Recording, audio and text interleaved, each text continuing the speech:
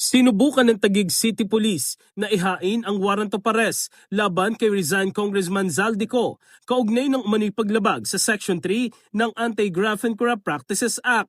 Alas 11 ng umaga nitong Sabado nang magtungo ang mga operatiba sa Unit 56CD ng Horizons Home Shangri-La BGC ang tinitirahan umano ng dating kongresista. Pero pagdating doon, bigong isilbi ang warrant dahil walang Zaldico na naabutan.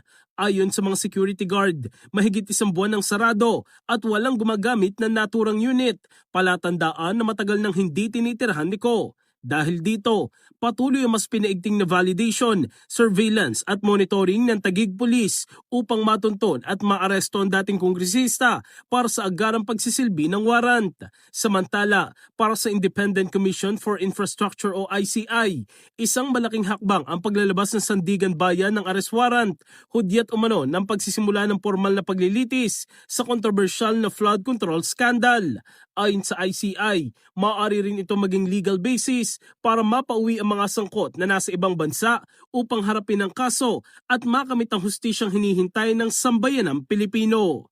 In the heart of changing lives, ako si Brigada Jigo Custodio ng 105.1 Brigada News of Manila, the Music and News Authority.